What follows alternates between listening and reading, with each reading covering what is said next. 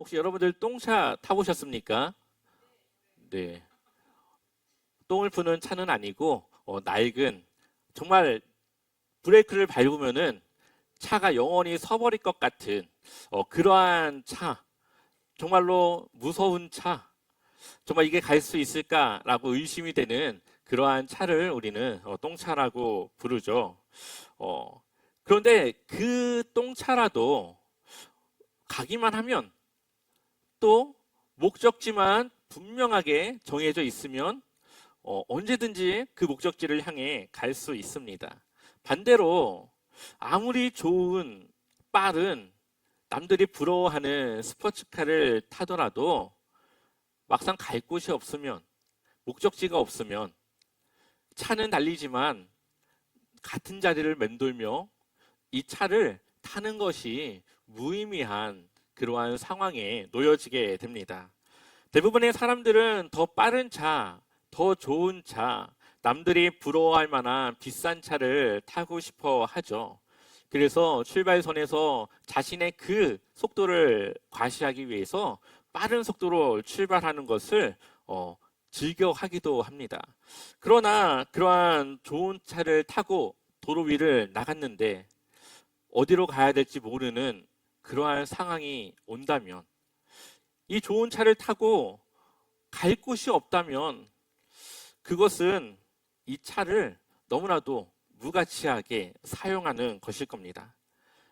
그러한 차 옆에 느리지만 자신의 목적지를 향해 천천히 나아가는 그 똥차가 오히려 그 스포츠카보다 낫다라는 거죠. 그런데 이 자동차라고 하는 것은 원래 무엇이 목적입니까? 목적지를 향해 이동하는 이동의 수단이죠. 그것처럼 우리의 인생도, 우리의 신앙도 마찬가지입니다. 우리의 인생은, 우리의 삶은 화려하고 빠르고 남들이 부러운 그러한 삶을 살아가는 것이 목적이 아니라 하나님이 우리에게 주신 이 사명, 생명, 그리고 우리가 하나님을 믿고 살아갈 수 있는 믿음을 주신 그것을 기억하여서 하나님이 원하시는 그 뜻과 말씀을 따라 그러한 목적을 향해 우리가 나아가야 하는 것이죠. 거기에는 빠른 것도 필요가 없고 화려함도 필요 없고 목적지만 알고 그것을 향해 빠르건 느리건 나아가면 되는 겁니다.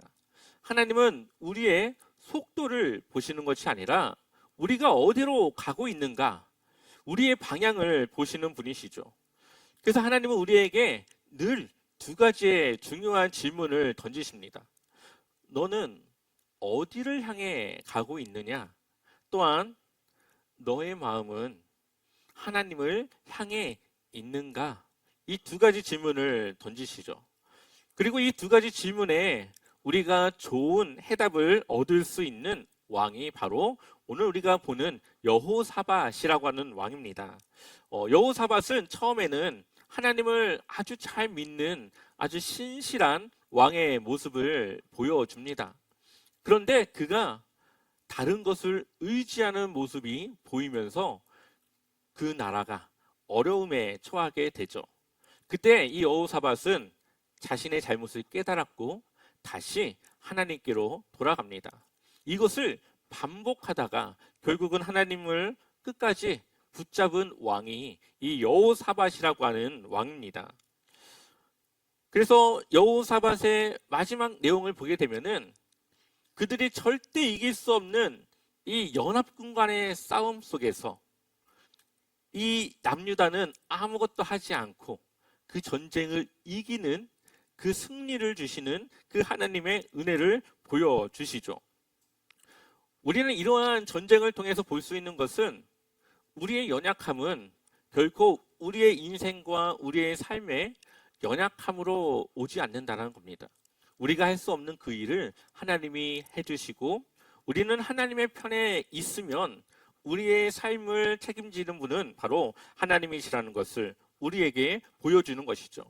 그래서 우리의 인생은, 우리의 삶은 속도보다는 옳은 방향으로 나아가는 것이 아주 더 중요한 것임을 우리에게 보여주고 있습니다.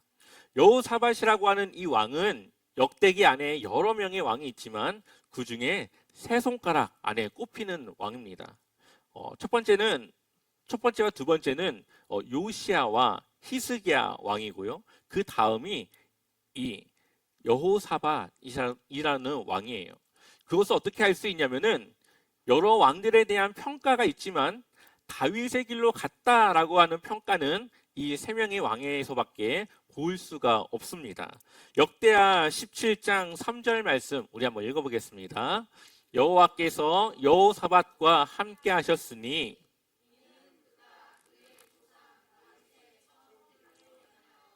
바알들에게 구하지 아니하고. 아멘. 여호사밧 왕은 하나님을 의지하지 않고 다른 것을 의지하기도 했지만 그렇다고 그가 하나님을 떠나 우상을 섬기거나 하나님을 버리거나 하진 않았습니다. 그것이 바로 다윗의 길로 간 이 여호사밧 왕의 모습이죠. 그렇다면 그가 하나님을 온전히 신뢰하고 의지하는 왕이었느냐? 그것은 아닙니다. 중간에 여러 가지 실패도 있고 하나님을 의지하지 않고 다른 것을 의지하기도 했지만 그의 방향은 언제나 하나님을 향해 있었음을 이 성경은 보여주고 있는 것이죠. 그래서 여호사밧에 대한 역대하의 내용을 보면 뭔가 잘 되다가 뭔가 좀 안 되고 좀 잘 되다가 안 되는 이것이 반복됩니다. 그리고 이것은 어쩌면 우리의 신앙과 우리의 믿음의 삶을 보여주는 것이기도 하겠지요. 그래서 하나님은 늘 교만해져가는 여호사밧을 어려움으로 낮추시고 여호사밧은 그것을 깨닫고 다시 하나님을 향해 갑니다. 우리는 이러한 여호사밧 왕의 모습을 통해 조금이나마 위로를 받을 수가 있습니다. 비록 우리가 잘못된 길로 갈 수도 있겠지만 우리의 방향만 틀리지 않다면 하나님은 우리를 버리거나 포기하거나 우리를 그냥 내려놓지 않으신다라는 것을 보여주시는 거죠. 언제든지 우리가 하나님께로 돌아가면 하나님은 우리의 하나님이 되시고 우리는 하나님의 자녀로서 살아갈 수 있다라는 것을 여호사밧 왕을 통해 보여주고 있습니다. 여호사밧 왕의 모든 전체의 삶을 보면 하나님과 함께하는 왕이었죠. 특히나 이 왕은 하나님의 말씀을 굉장히 중요하게 생각했습니다. 그래서 역대하 17장 9절을 보면 그들이 여호와의 율법책을 가지고 유다에서 가르치되 그 모든 유다 성읍들로 두루 다니며 백성들을 가르쳤더라. 하나님의 율법책을 하나님을 위해 살아가야 되는 그들에게 중요한 삶의 지침을 하나님의 말씀을 가르쳤습니다. 그러자 어떤 일이 일어났느냐? 우리 한번 10절 말씀 같이 읽어보겠습니다. 여호와께서 유다 사방의 모든 나라에 두려움을 주사 여호사밧과 싸우지 못하게 하시매. 아멘. 이 나라에 평안을 주시죠. 힘이 약한 유다였지만 하나님은 여러 나라들이 이 유다를 괴롭히거나 침략하는, 공격하는 그 일을 못하도록 막아주십니다. 하나님의 편에 서니까 이제는 그 나라의 왕이 하나님이 되시고 그 나라를 하나님이 통치하심으로 지키시는 그것을 우리에게 보여주시는 거죠. 이렇게 여호사밧 왕의 시작은 너무나도 좋았습니다. 그러나 그의 방향이 흐트러지기 시작하고 그는 이 역대하의 내용을 보면 두 가지 큰 잘못을 저지르는 것을 보게 됩니다. 하나는 북이스라엘 왕이었던 아합 왕과 이 사돈 관계를 맺게 되는 겁니다. 이때 당시에 이 사돈을 맺는다고 하는 것은 외교적인 방법입니다. 그래서 동맹 관계를 맺는 거죠. 동맹을 맺는다는 건 뭡니까? 북이스라엘이 자신들의 나라를 도와줄 수 있는 그러한 나라라고 생각한 겁니다. 그래서 그 나라의 도움을 받으려고 사돈 관계를 맺고 이제 동맹을 맺게 된 겁니다.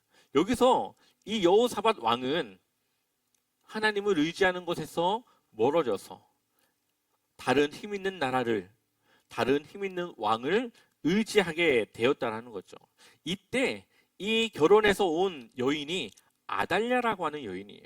나중에 보면은 이 여인이 쿠데타를 일으켜서 남유다의 여왕이 되죠. 근데 이 아달랴가 오면서 뭘 가지고 왔느냐?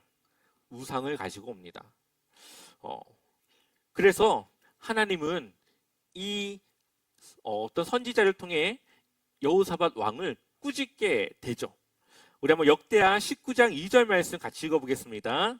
하나니의 아들 선견자 예후가 나가서 여호사밧 왕을 맞아 이르되 왕이 악한 자를 돕고 여호와를 미워하는 자들을 사랑하는 것이 옳으니까 그러므로 여호와께로부터 진노하심이 왕에게 임하리이다. 아멘. 한순간 여호사밧의 마음에는 조금 더 빠른 속도를 원했습니다.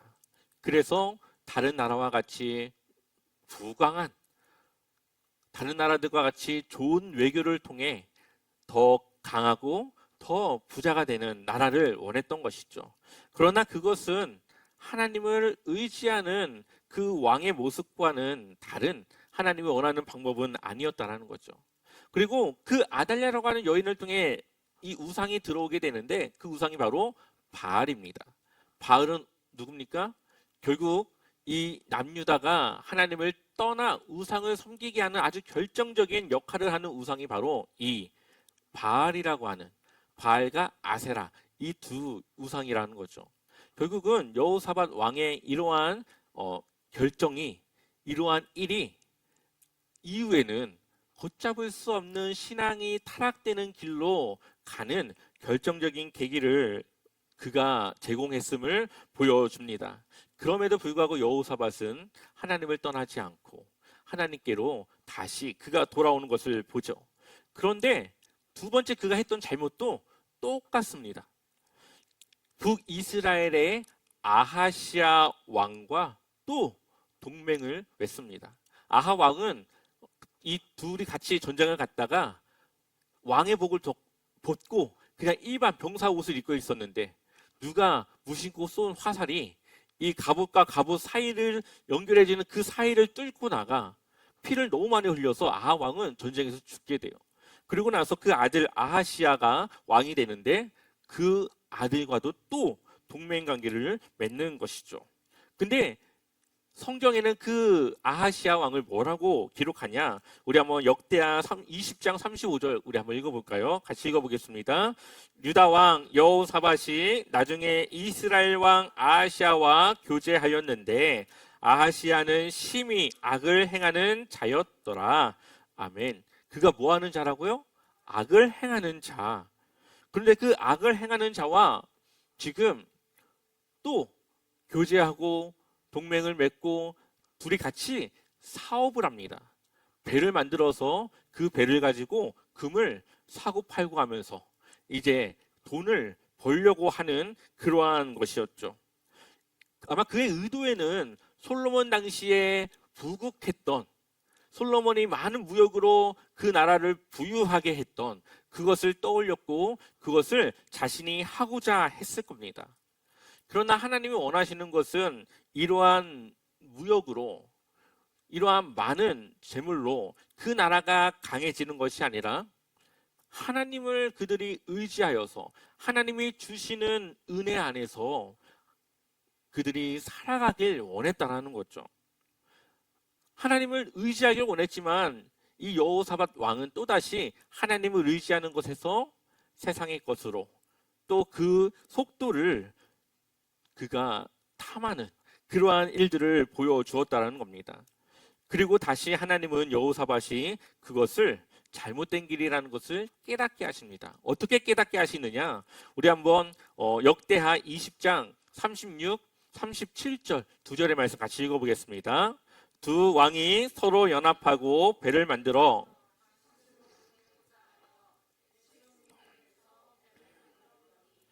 마레사 사람 도다와후의 아들 엘리에셀이 여호사밧을 향하여 예언하여 이르되 왕이 여호시아와 교제함으로 여호와께서 왕이 지은 것들을 파하시리라 하더니 이에 그 배들이 부서져서 다시스로 가지 못하였더라. 아멘. 그들이 힘들게 만들었던 그 배를 부셔뜨려서 그들이 하고자 하는 일을 못하게 하십니다. 그들이 하고자 하는 그 일의 방향을 하나님은 틀으신 거죠. 이것이 우리의 입장에서는 하나님이 왜 나를 이렇게 힘들게 하시지라고 하는 걸로 다가올 수 있겠지만, 하나님의 편에서 그것을 바라볼 때는 그걸로 인하여서 우리의 신앙이 하나님과 멀어져서 하나님을 떠나는 것보다 그렇게 하는 것이 더 낫다라고 보는 겁니다. 이때 당시 잃어버린 배, 물질, 재정, 그런 것들은 하나님이 채울 수 있지만, 하나님을 떠난 믿음은, 하나님을 떠난 마음은 다시 되돌리는 것이 아주 힘들기 때문이죠. 하나님은 우리에게 자유의지를 주셨고, 우리가 하나님을 선택할지 세상을 선택할지 그것을 우리의 선택에 주셨습니다. 그런데 그 떠나버린 마음을 하나님이 아무리 돌린다 하더라도 멀어진 그 마음을 돌리는 것은 너무나도 힘든 일이죠. 그렇기 때문에 이러한 일들로 그의 잘못을 깨닫게 하시고 하나님께로 돌아오는 그것을 하나님이 행하시는 겁니다.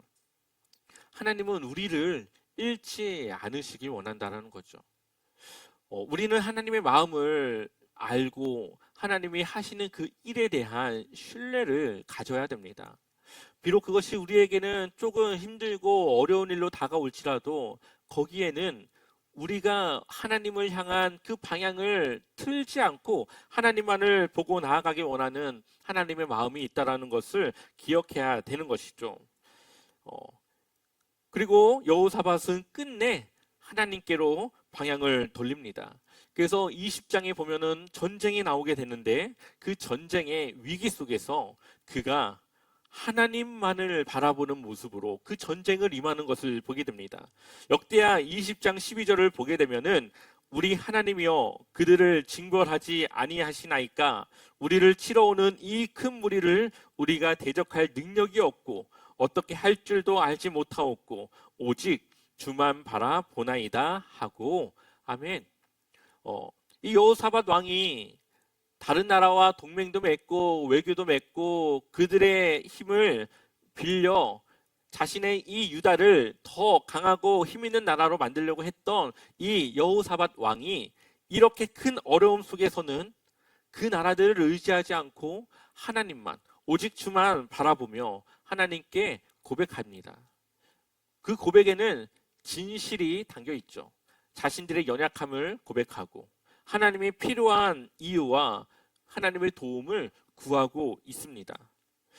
드디어 이 여호사밧 왕이 속도보다는 하나님을 향한 방향을 맞췄다라는 것을 보여주고 있죠.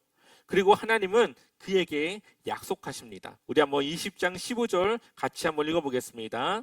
아하시엘이 이르되 온 유다와 예루살렘 주민과 여호사밧 왕이여 들을지어다. 여호와께서 이같이 너희에게 말씀하시기를 너희는 이 큰 무리로 말미암아 두려워하거나 놀라지 말라. 이 전쟁은 너희에게 속한 것이 아니요 하나님께 속한 것이니라. 아멘. 여호사밧이 유다의 뭡니까? 신분이 왕이죠. 왕은 그 나라를 책임지고 이끌어 나가야 되는 아주 중요한 사명과 이 책임을 가지고 있습니다. 근데 실질적으로 이 성경에서는 유다와 온 이스라엘의 왕은 하나님이십니다. 그런데 여호사밧이 드디어 자신의 왕의 역할을 내려놓습니다. 그리고 하나님께 도움을 구합니다. 그것은 이 유다의 왕으로서 내가 아니라 하나님께서 그 왕이 되어 달라고 하는 그러한 기도라고 볼 수가 있는 거죠. 그리고 하나님이 드디어 유다의 왕으로서 그 일을 행하시는데 어떻게 행하시느냐? 우리 한번 역대하 20장 21절과 22절 같이 한번 읽어보겠습니다. 여호사밧은 백성들과 의논한 다음에 노래하는 사람들을 뽑아 거룩한 예복을 입히고 군대 앞에서 행진하게 하였다. 그는 또 노래하는 사람들이 주님께 감사하여라. 그의 인자하심이 영원하다 하면서 주님을 찬양하게 하였다. 노래하는 사람들이 그렇게 노래를 부르니 주님께서 복병을 시켜서 유다를 치러 온 암몬 자손과 모압 자손과 세일산에서 온 사람들을 치게 하셨다. 그들을 대파하셨다. 아멘. 이 유다 사람들이 전쟁을 나가는데 무엇을 가지고 나갑니까? 찬양을 가지고 나갑니다. 전쟁은 흔히 칼을 가지고 나가야 되거나 방패를 가지고 나가야 되거나 어떠한 무기나 전쟁의 용품을 가지고 나가야 되는데, 이 여호사밧은 이제 사람들과 의논해서 하나님을 찬양하는 찬양대를 앞세워서 찬양으로 나갑니다. 그런데 찬양하는 중에 그 22절을 다시 한번 보면요, 노래하는 사람들이 그렇게 노래를 부르니, 노래를 부르는 그때에 주님께서 복병을 시켜서 유다를 치러 오는 그 연합군들을 치시는 겁니다. 여기서 말하는 복병이라고 하는 것은 뭐 여러 가지로 보기도 하지만 아마도 이것이 연합군이었기 때문에 안에서 내분이 일어났을 거라고 봅니다. 내분이 일어나서 서로 의심하고 이제 이 감정이 악해져서 이 연합군들끼리 싸우게 된 것이죠. 그래서 결국은 이 유다의 이 찬양대가 도착을 했을 때 모든 상황은 다 끝나버리는, 모든 전쟁할 필요가 없는 상황이 되었음을 이 성경은 우리에게 보여주고 있습니다. 찬양이라고 하는 것은 힘이 있습니다. 우리가 기도에도 힘이 있지만 찬양은 때로는 더 큰 힘을 우리에게 줄 때가 있습니다. 왜냐하면 기도는 우리가 하려고 할 때 막히는 경우가 있죠. 상황이 갑자기 뭐 급한 일이 생겨서 못할 때가 있지만, 찬양이라고 하는 것은 우리가 마음으로 하나님을 향한 믿음을 고백하는 것이기 때문에, 하나님은 이러한 분이심을 우리가 믿음으로 고백하는 것이기 때문에 이 찬양에는 우리의 진심과 믿음이 담긴 것입니다. 그러한 믿음과 믿음의 고백에는 하나님을 인정하고 하나님을 향한 믿음이 드러나는 그 찬양에 하나님이 우리의 삶에 더 큰 능력과 힘으로 함께하는 것을 볼 수가 있습니다. 그래서 성경을 보게 되면은 전쟁보다 찬양으로 하나님의 일하심을 보여주는 때들이 이렇게 종종 보이게 되는 것이죠. 여러분들의 삶 속에 입술로 마음으로 늘 하나님을 찬양하는 그 찬양이 생겨날 때마다 하나님의 큰 능력이 여러분들 안에 일어날 줄 믿습니다. 우리의 인생도 바로 이 여호사밧과 마찬가지입니다. 열심히 달려가는 것도 중요하지만 그것보다도 어디를 향해 나아가느냐는 더 중요합니다. 때로는 신앙의 열심 때문에 하나님보다 사람을 의지할 때가 있죠. 세상의 방법을 택할 때도 있습니다. 물론 그것이 하나님을 위한 것이라고는 하지만 그 방법이 하나님이 원하는 것이 아니라고 한다면 그것은 하나님의 기쁨이 될 수 없습니다. 여호사밧처럼 우리가 다시 하나님께로 방향만 돌릴 수 있다면 우리는 늘 하나님 안에 하나님의 자녀로 살아갈 수 있습니다. 중요한 것은 하나님을 향한 우리의 신앙의 방향과 목적을 잃지 않고 그것을 향해 나아가는 것이죠. 혹시 지금 여러분들이 하나님이 아닌 다른 무언가를 향해 달려가고 있지는 않는지, 그 길이 아무리 빠르고 효율적으로 보여도 그것이 하나님의 방향과 맞지 않는다면 그것은 헛수고일 뿐이라는 것을 우리는 기억해야 됩니다. 우리는 종종 속도를 잃을까 봐 두려워합니다. 남들보다 늦어지는 것 같고 내 삶이 멈춘 것 같을 때, 그럴 때 우리는 불안해지기 시작합니다. 하지만 하나님은 우리에게 더 빨리 가라고 재촉하지 않고 빠르게가 아니라 바르게, 우리의 삶이 바르게 나아가길 원하신다는 것을 볼 수가 있습니다. 여호사밧 왕은 완벽한 왕은 아니었지만 그의 신앙은 흔들림 없이 늘 하나님을 향해 있었던 것을 보게 됩니다. 물론 순간의 잘못된 판단으로 하나님의 방법이 아니라 다른 방법을 취하기도 했지만 그는 언제나 하나님을 향해 방향이 들어져 있었기 때문에 잘못을 깨달을 수 있었고 그 잘못을 뉘우치고 회개할 수 있었다라는 것을 보여주고 있죠. 우리의 신앙도 마찬가지입니다. 실수할 수 있고 넘어질 수 있지만 중요한 것은 방향만 잃지 않으면 우리는 언제든지 하나님께로 돌아올 수 있다라는 겁니다.